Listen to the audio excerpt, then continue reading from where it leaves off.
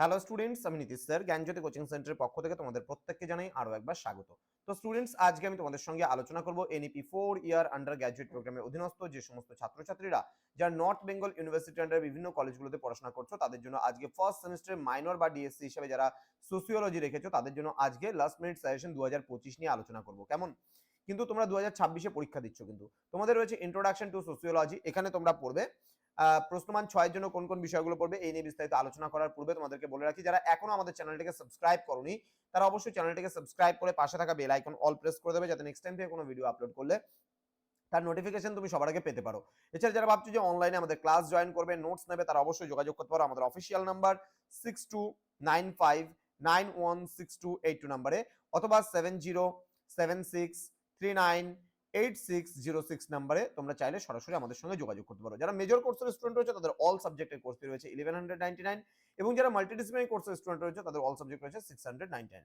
এছাড়া তোমরা যদি একটা দুটো সাবজেক্টের প্রয়োজন হয় তাহলে আমাদের অফিসিয়াল যে ওয়েব অ্যাপ রয়েছে পিস্টিকল এডুকেশন, PISTICALL পিস্টিকল এডুকেশন, EDUCATION, এই অ্যাপটা যদি ইনস্টল করে নাও তাহলে কিন্তু তোমরা সরাসরি আমাদের এখান থেকেও কোর্সটা পারচেজ করতে পারো। চলো শুরু করব আজকে 6 মার্কসের মোস্ট ইম্পর্টেন্ট 100% কমন প্রশ্নগুলো। প্রথম প্রশ্ন, একটি পৃথক শাস্ত্র হিসাবে সমাজতত্ত্বের আবির্ভাব আলোচনা করো, অথবা দিয়ে বলতে পারে পৃথক শাস্ত্র হিসাবে সমাজতত্ত্বের আবির্ভাব ঘটে, এটা ব্যাখ্যা করো। নেক্সট প্রশ্ন, সমাজতত্ত্বকে কি একটি বিজ্ঞান বলে মনে করো, আলোচনা করো, অথবা দিয়ে বলতে পারে সমাজতত্ত্ব কি বিজ্ঞান, যুক্তি দাও। নেক্সট বলছে সমাজতত্ত্বের আলোচনার ক্ষেত্রে দুটি মতবাদ সম্পর্কে আলোচনা করো, অথবা দিয়ে বলছে সমাজতত্ত্বের আলোচনা প্রসঙ্গে দুইটি মতবাদ কি কি, আলোচনা করো। নেক্সট এই প্রশ্নটা না পড়লেও চলবে, 4 নাম্বারটা 5 নাম্বারটা পড়বে, সামাজিক নৃতত্ব বলতে কি বোঝো, আলোচনা করো। এটা অতটা গুরুত্বপূর্ণ নয়, না পড়লেও চলবে।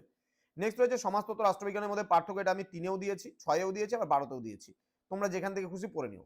দেন সমাজতত্ত্বের সঙ্গে ইতিহাসের পার্থক্য উল্লেখ করো, এটাও 3 আছে, 6-এও আছে, 12-তেও আছে, এটা 12-তে পড়ে নিলে আর ছোটতে পড়ার দরকার নেই। দেন জনসম্প্রদায়ের মুখ্য বৈশিষ্ট্যগুলি সম্পর্কে আলোচনা করো। নেক্সট বলছে গোষ্ঠী বলতে কি বোঝো, প্রাথমিক গোষ্ঠীর গুরুত্বপূর্ণ বৈশিষ্ট্যগুলি আলোচনা করো। নেক্সট প্রাথমিক ও গৌণ গোষ্ঠীর প্রধান পার্থক্যগুলি আলোচনা করো। ওকে। নেক্সট বলছে নগর সমাজের মুখ্য বৈশিষ্ট্যগুলি আলোচনা করো। নেক্সট সমাজের সংজ্ঞা দাও, নগর ও শিল্প সমাজের মধ্যে পার্থক্য নিরূপণ করো। নেক্সট আদিবাসী সমাজের বৈশিষ্ট্যসমূহ আলোচনা করো। নেক্সট সামাজিক নিয়ন্ত্রণের উদ্দেশ্যগুলি সম্পর্কে আলোচনা করো। নেক্সট বিধিবদ্ধ সামাজিক নিয়ন্ত্রণ কাকে বলে, বিধিবদ্ধ সামাজিক নিয়ন্ত্রণের বিভিন্ন মাধ্যমগুলি সম্পর্কে আলোচনা করো। নেক্সট বলছে অবিধিবদ্ধ সামাজিক নিয়ন্ত্রণ কাকে বলে, অবিধিবদ্ধ সামাজিক নিয়ন্ত্রণের বিভিন্ন মাধ্যমগুলি সম্পর্কে আলোচনা করো। এই কয়েকটা প্রশ্ন পড়লে তোমরা কিন্তু 100% কমন পাবেই পাবে। তো স্টুডেন্টস, ভিডিওটি অবশ্যই বন্ধুদের সঙ্গে শেয়ার করে দাও যাদের সোসিওলজি সাবজেক্টটি রয়েছে। তো প্রত্যেকের সঙ্গে শেয়ার করে আমাদের চ্যানেলটিকে সাবস্ক্রাইব করে পাশে থাকা বেল আইকন অল প্রেস করে দাও, যাতে নেক্সট টাইম থেকে কোনো ভিডিও আপলোড করলে তার নোটিফিকেশনটা তুমি সবার আগে পেতে পারো। দেখা হচ্ছে খুব তাড়াতাড়ি আরো একটা নতুন ক্লাস নিয়ে, নতুন কোনো টপিকের সঙ্গে। তোমরা প্রত্যেকে ভালো থেকো, সুস্থ থেকো। Thank you so much, thanks for watching after all, thank you.